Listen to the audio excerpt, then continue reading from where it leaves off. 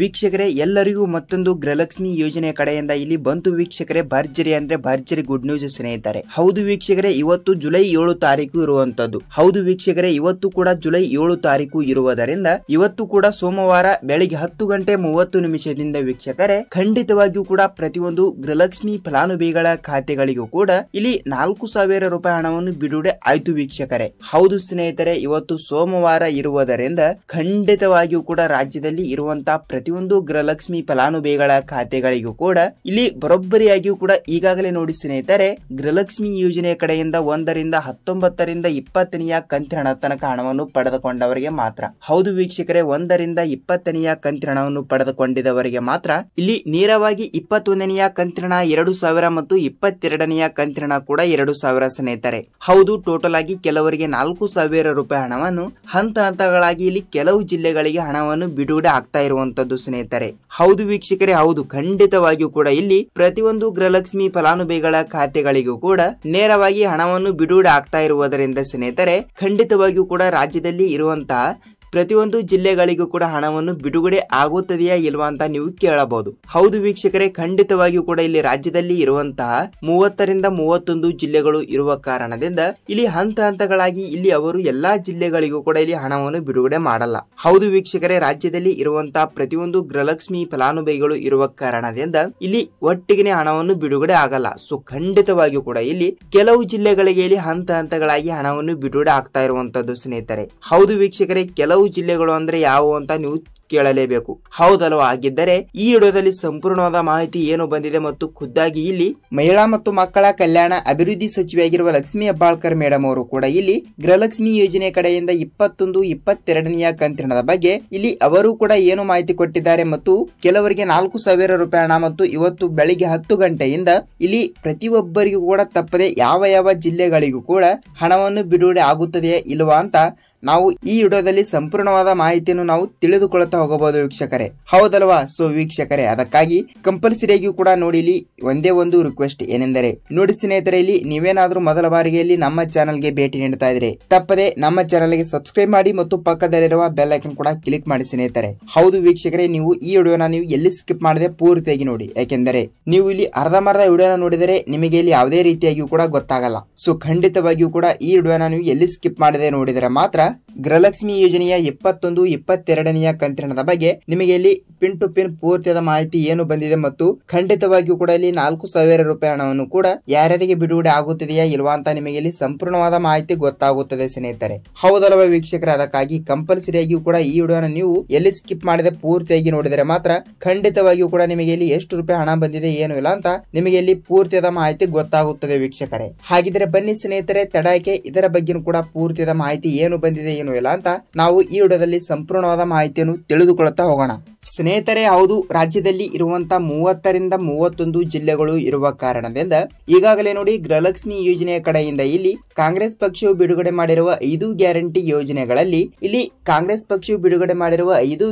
ಯೋಜನೆಗಳಲ್ಲಿ ಇಲ್ಲಿ ಅತಿ ದೊಡ್ಡದಾಗಿರುವ ಯೋಜನೆ ಯಾವುದು ಅಂತ ನೀವು ಕೇಳಬಹುದು. ಹೌದು ವೀಕ್ಷಕರೇ, ಗೃಹಲಕ್ಷ್ಮಿ ಯೋಜನೆಯ ಅಂತಾನೆ ಹೇಳಬಹುದು ಸ್ನೇಹಿತರೆ. ಹೌದು, ಖಂಡಿತವಾಗಿಯೂ ಕೂಡ ಪ್ರತಿಯೊಂದು ಗೃಹಲಕ್ಷ್ಮಿ ಫಲಾನುಭವಿಗಳ ಖಾತೆಗಳಿಗೂ ಕೂಡ ನೇರವಾಗಿ ಡಿಬಿಟಿ ಮುಖಾಂತರ ಹಣವನ್ನು ಹಂತ ಹಂತಗಳಾಗಿ ಬಿಡುಗಡೆ ಆಗ್ತಾ ಇರುವಂತದ್ದು. ಹೌದು ಸ್ನೇಹಿತರೆ, ನೀವು ಅನ್ಕೋಬಹುದು ಏನೆಂದರೆ ಗೃಹಲಕ್ಷ್ಮಿ ಯೋಜನೆ ಕಡೆಯಿಂದ 21, 22ನೆಯ ಕಂತಿನ ಹಣವನ್ನು ನೇರವಾಗಿ ಡಿಬಿಟಿ ಮುಖಾಂತರ ಹಣವನ್ನು ಬಿಡುಗಡೆ ಆಗ್ತಾ ಇರುವಂತದ್ದು ಅಲ್ವಾ? ಅದಕ್ಕಾಗಿ ಇಲ್ಲಿ ನಮ್ಮ ಖಾತೆಗಳಿಗೂ ಕೂಡ ತಪ್ಪದೆ ಹಣವನ್ನು ಬಿಡುಗಡೆ ಮಾಡುತ್ತಾರಾ ಅಂತ ನೀವು ಕೇಳಬಹುದು ಸ್ನೇಹಿತರೆ. ಹೌದು, ರಾಜ್ಯದಲ್ಲಿ ಇರುವಂತಹವರು 30 ರಿಂದ 31 ಜಿಲ್ಲೆಗಳು ಇರುವಂತದ್ದು, ಹೌದಲ್ವಾ? ಸೊ ಖಂಡಿತವಾಗಿಯೂ ಕೂಡ ಇವತ್ತು ಸೋಮವಾರ ಇರುವುದರಿಂದ ಖಂಡಿತವಾಗಿಯೂ ಕೂಡ ಇಲ್ಲಿ ಬೆಳಗ್ಗೆಯಿಂದಲೇ ಹಂತ ಹಂತಗಳಾಗಿ ಗೃಹಲಕ್ಷ್ಮಿ ಯೋಜನೆಯ ಕಡೆಯಿಂದ ಜುಲೈ 7 ತಾರೀಕು 7 ಇರುವಂತದ್ದು. ಹೌದು ವೀಕ್ಷಕರೇ, ಜುಲೈ 7 ತಾರೀಕು ಇರುವುದರಿಂದ ಇವತ್ತು ಬೆಳಗ್ಗೆಯಿಂದಲೇ ನಾವು ಪ್ರತಿಯೊಂದು ಗೃಹಲಕ್ಷ್ಮಿ ಫಲಾನುಭವಿಗಳ ಖಾತೆಗಳಿಗೂ ಕೂಡ ತಪ್ಪದೆ ಕೆಲವು ಜಿಲ್ಲೆಗಳು ಅಂದರೆ ಆಲ್ಮೋಸ್ಟ್ ಆಗಿಯೂ ಕೂಡ ಈ 18 ರಿಂದ 20 ಜಿಲ್ಲೆಗಳು ಇರಬಹುದು ಅಂತ ಅಂದುಕೊಳ್ತೀನಿ. ಯಾಕೆಂದರೆ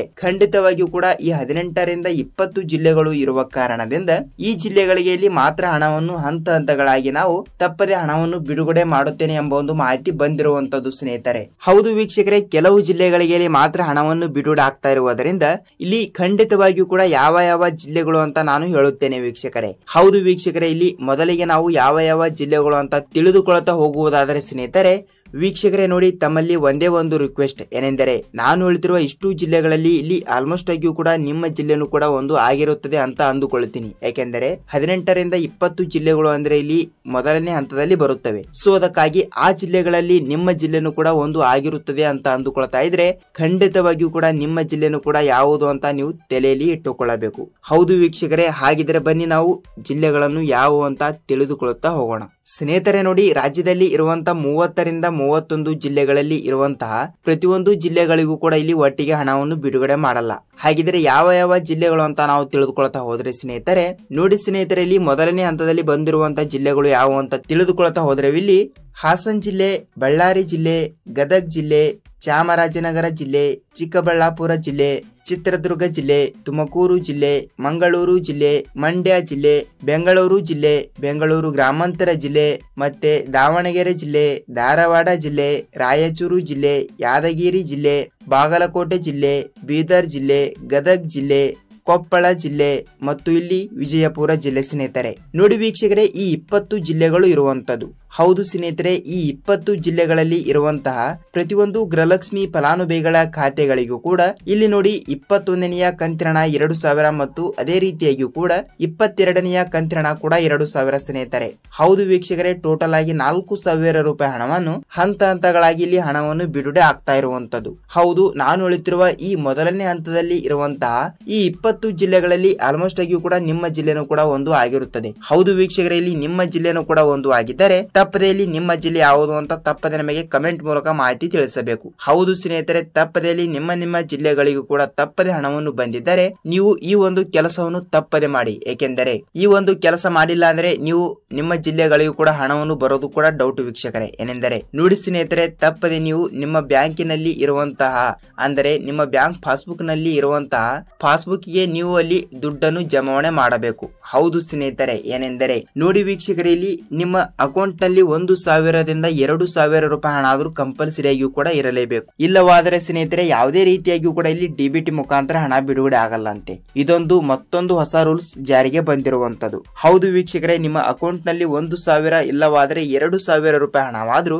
ಕಂಪಲ್ಸರಿ ಆಗಿಯೂ ಕೂಡ ಇರಲೇಬೇಕಂತೆ. ಇಲ್ಲವಾದರೆ ಖಂಡಿತವಾಗಿಯೂ ಕೂಡ ಇನ್ನು ಮುಂದೆ ನಿಮಗೆ ಯಾವುದೇ ರೀತಿಯಾಗಿಯೂ ಕೂಡ ಹಣ ಬರಲ್ಲ. ಏಕೆಂದರೆ ನಿಮ್ಮ ಅಕೌಂಟ್ ನಲ್ಲಿ 0 ಮಾಡಿದ್ದರೆ ಅಂದರೆ 0ವನ್ನು ಹಣವನ್ನು ಕೂಡ ಇಟ್ಟಿದ್ದರೆ ಅಂದರೆ 1 ರೂಪಾಯಿ ಹಣವನ್ನು ಕೂಡ ನೀವು ಇಟ್ಟಿಲ್ಲ ಅಂದ್ರೂ ಕೂಡ ನಿಮಗೆ ಇಲ್ಲಿ ಯಾವುದೇ ರೀತಿಯಾಗಿಯೂ ಕೂಡ ಅದು ಟ್ರಾನ್ಸಾಕ್ಷನ್ ತೋರಿಸಲ್ಲ. ಸೊ ಖಂಡಿತವಾಗಿಯೂ ಕೂಡ ಇದೊಂದು ರೂಲ್ಸ್ ಬಂದಿರುವಂತದ್ದು. ಖಂಡಿತವಾಗಿಯೂ ಕೂಡ ನಿಮ್ಮ ಅಕೌಂಟ್ ನಲ್ಲಿ ಕೂಡ ಸ್ವಲ್ಪ ದುಡ್ಡನ್ನು ನೀವು ಇಟ್ಟುಕೊಳ್ಳಬೇಕಾಗುತ್ತದೆ ಸ್ನೇಹಿತರೆ. ಈ ಒಂದು ಕೆಲಸವನ್ನು ಎಲ್ಲರೂ ಕೂಡ ಅತಿ ಬೇಗನೆ ಮಾಡಿ ಮತ್ತು ಗೃಹಲಕ್ಷ್ಮಿ ಯೋಜನೆಯ ಕಡೆಯಿಂದ ಇಲ್ಲಿ ನಿಮಗೆ 21, 22ನೆಯ ಕಂತಿನ ಹಣವನ್ನು ಟೋಟಲ್ ಆಗಿ 4,000 ರೂಪಾಯಿ ಹಣವನ್ನು ನಿಮ್ಮ ಖಾತೆಗಳಿಗೆ ಇಲ್ಲಿ ಬರ್ತಾ ಇರುವಂತದ್ದು. ಹೌದು ವೀಕ್ಷಕರೇ, ನಾನು ಹೇಳ್ತಿರುವ ಈ 20 ಜಿಲ್ಲೆಗಳು ಹೇಳಿದಿನಲ್ಲ, ಈ ಜಿಲ್ಲೆಗಳಲ್ಲಿ ನಿಮ್ಮ ಜಿಲ್ಲೆನೂ ಕೂಡ ಒಂದು ಆಗಿರುತ್ತದೆ ಅಂತ ಅಂದುಕೊಳ್ತೀನಿ. ಹೌದು ವೀಕ್ಷಕರೇ, ತಪ್ಪದೆ ಇಲ್ಲಿ ನಿಮ್ಮ ಜಿಲ್ಲೆನೂ ಕೂಡ ಒಂದು ಆಗಿದ್ದರೆ ನೀವು ನಿಮ್ಮ ಜಿಲ್ಲೆ ಯಾವುದು ಅಂತ ತಪ್ಪದೆ ನಮಗೆ ಕಮೆಂಟ್ ಮೂಲಕ ಮಾಹಿತಿ ತಿಳಿಸಿ. ಹೌದು ವೀಕ್ಷಕರೇ, ಖಂಡಿತವಾಗಿಯೂ ಕೂಡ ಇಲ್ಲಿ ಎಕ್ಸಾಂಪಲ್ ಆಗಿ ಬೇರೆ ಜಿಲ್ಲೆದವರು ಕೂಡ ವಿಡಿಯೋನ ನೋಡ್ತಾ ಇದ್ರೆ ಸೊ ಇಲ್ಲಿ ಅವರಿಗೂ ಕೂಡ ಸ್ವಲ್ಪ ಮಾಹಿತಿ ಗೊತ್ತಾಗುತ್ತದೆ. ಏನೆಂದರೆ ಯಾವ ಯಾವ ಜಿಲ್ಲೆಗಳಿಗೆ ಹಣ ಬಿಡುಗಡೆ ಆಗಿದೆ ಏನು ಇಲ್ಲ ಅಂತ.